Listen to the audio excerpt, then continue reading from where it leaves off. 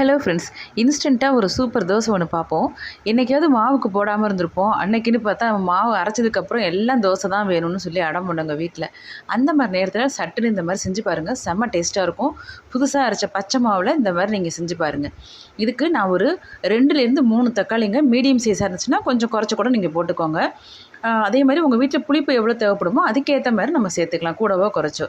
காஞ்ச மிளகாவும் அதே மாதிரி தான், உங்களுக்கு காரத்துக்கு ஏற்ற மாதிரி நம்ம போட்டுக்கலாம். நான் இன்றைக்கி ஒரு 3 காஞ்ச மிளகா, 3 மீடியம் சைஸ் தக்காளி, 2 பல் பூண்டு, வெங்காயம், ஒரு 4 பல் சாம்பார் ரங்கம் எல்லாத்தையும் சேர்த்து நல்லா மிக்சியில் போட்டு தண்ணி விடாமல் அரைச்சிருங்க. அரைச்சி விழுத இந்த மாதிரி நம்ம தோசை மாவில் புதுசாக நம்ம அப்போ தான் கரைச்சி வச்சுருக்கோம்னாக்கா அந்த மாவுலேயே நீங்கள் இந்த மாதிரி தோசை வார்த்துட்டு தேங்காய் சட்னியோட சேவ் பண்ணி பாருங்கள். வீட்டில் அத்தனை பேரும் சூப்பராக இருக்குன்னு சொல்லி உங்களை பாராட்டுவாங்க. ட்ரை பண்ணி பாருங்கள். பிடிச்சிருந்தா நம்ம சேனலை சப்ஸ்கிரைப் பண்ணிக்கோங்க, லைக் பண்ணுங்கள், ஷேர் பண்ணுங்கள், கமெண்ட்ஸில் சொல்லுங்கள். எப்படி முருகலாக வருது பாருங்கள். அப்போ அரைச்ச மாவில் செஞ்சாலுமே அவ்வளோ டேஸ்ட்டாக இருக்குங்க. ட்ரை பண்ணி பாருங்கள். Bye friends.